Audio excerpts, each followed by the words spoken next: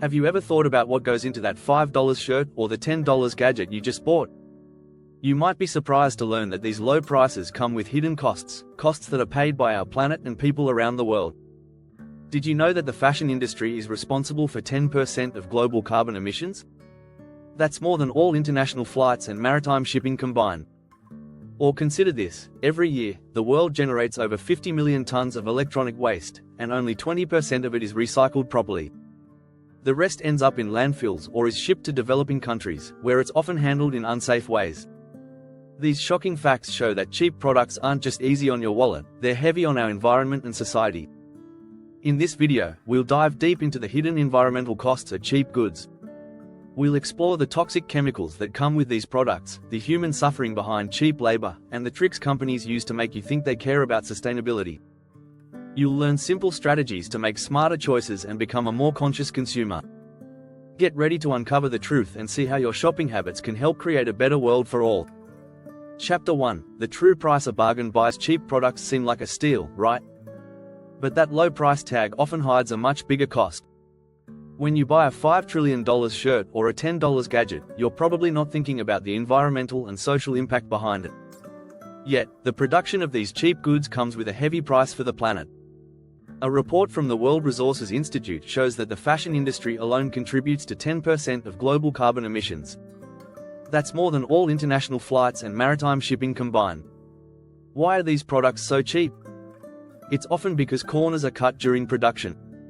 Manufacturers use low-quality materials, like polyester, which is derived from petroleum. This not only releases harmful gases during production but also sheds microplastics when washed. According to a 2017 study by the International Union for Conservation of Nature, 35% of microplastics in the ocean come from synthetic textiles. And it's not just about pollution. Cheap labor, often from developing countries, plays a role too. Workers are paid below living wages and forced to work in unsafe conditions. The Rana Plaza collapse in 2013 is a tragic example of this, where over 1,100 garment workers died in Bangladesh due to poor factory standards. So, what can you do?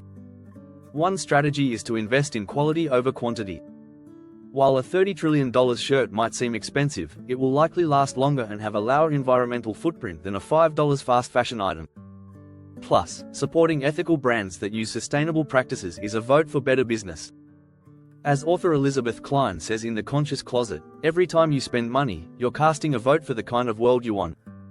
Chapter 2. Toxic trails. Chemicals you don't see. Let's talk about something invisible but harmful: toxic chemicals. Many cheap products are filled with them, especially when it comes to pesticides, dyes, and heavy metals. A lot of these chemicals end up in our water, soil, and air. Take pesticides used in cotton farming, for instance. Conventional cotton farming uses 16% of the world's insecticides, more than any other crop. These chemicals don't just stay on the plants, they wash into rivers and streams, killing aquatic life and poisoning drinking water. Another shocking fact comes from electronics. That budget smartphone or TV might contain toxic substances like lead, cadmium, or mercury. These materials can leak into the ground and water when improperly disposed of, especially in landfills. In fact, over 50 million tons of electronic waste is generated every year, according to a report by the UN. Only 20% of it is recycled properly. The rest? It ends up in landfills or is shipped to developing countries where it's dismantled in unsafe ways, exposing workers to dangerous toxins. To avoid contributing to this, one strategy is to look for certifications like OEKO Tex or GOTS, which ensure products are free from harmful chemicals. Another tip? Buy second-hand or refurbished electronics. Not only does this reduce demand for new products, but it also helps keep e-waste out of landfills. A quote from the book Cradle to Cradle sums it up well: we need to design products that are healthy for both people and the planet from the very beginning. It's about thinking ahead and avoiding the traps of cheap, toxic goods. Chapter 3. The disposable dilemma. Short lifespans, big footprints. Let's face it, cheap products aren't built to last. From flimsy kitchen gadgets to fast fashion clothing, many items today are designed with planned obsolescence in mind. Companies know you'll have to replace them soon, creating a never-ending cycle of consumption. According to a 2019 report from the Ellen MacArthur Foundation, the average person buys 60% more clothing than they did 15 years ago, but keeps each item half as long. This disposable mindset is filling up landfills at an alarming rate.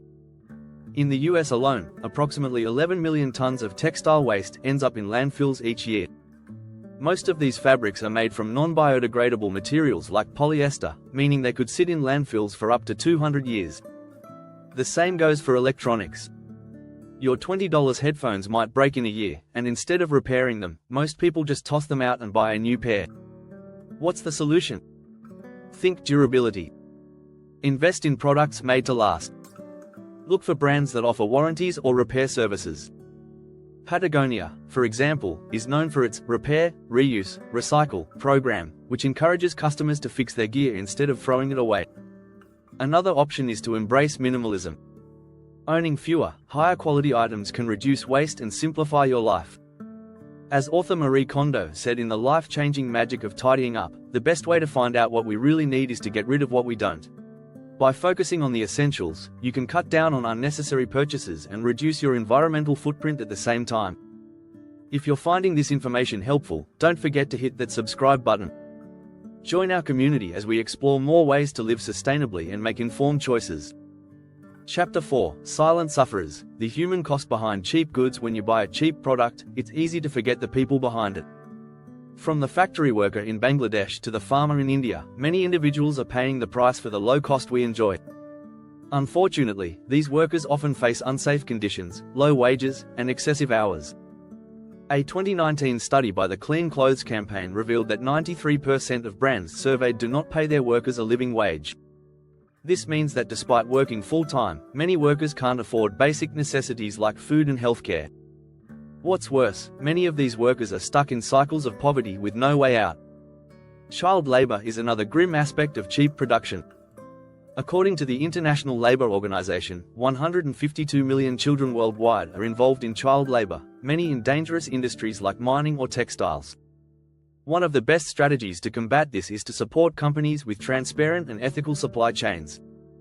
Look for certifications like Fair Trade or B Corp, which ensure that workers are paid fairly and treated with dignity. Brands like Everlane are known for their radical transparency, openly sharing details about their factories and the true cost of their products. By choosing to buy from companies like these, you can make a real impact. Another simple step is to buy less and prioritize quality over quantity. Every time you purchase a cheap, disposable product, you're fueling the demand for poor labor practices. As environmental activist Annie Leonard once said, there is no such thing as away. When we throw anything away, it must go somewhere.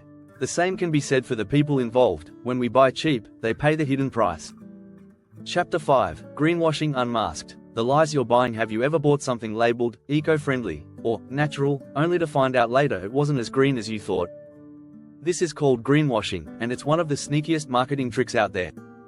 Companies use buzzwords and misleading labels to make you think their products are good for the planet, when in reality, they're just as harmful as the competition. A 2021 report by Changing Markets Foundation found that 59% of green claims by fashion brands were misleading or unsubstantiated. Greenwashing is everywhere, from cleaning products to cosmetics. A bottle of shampoo might say, all natural, on the front, but when you flip it over, the ingredients list is full of chemicals. The same goes for recyclable packaging. Just because something can be recycled doesn't mean it will be. In fact, only 9% of plastic ever produced has been recycled, according to a study by Science Advances. So, how do you spot greenwashing? One strategy is to look for third-party certifications. Logos like USDA Organic, Energy Star, and FSC, Forest Stewardship Council, ensure that a product meets specific environmental standards. Also, dig deeper into the brand's practices. If a company doesn't provide clear, transparent information about its sustainability efforts, chances are it's just hopping on the green trend without doing the work. Another way to avoid falling for greenwashing is to buy from smaller, local businesses that have a direct connection to their products. Often, these businesses have less to gain from deceptive marketing and more to offer in terms of genuine sustainability. As Kate Fletcher writes in Sustainable Fashion and Textiles, small actions, multiplied by millions of people, can transform the world. By making smarter choices, you can help shift the market toward true sustainability.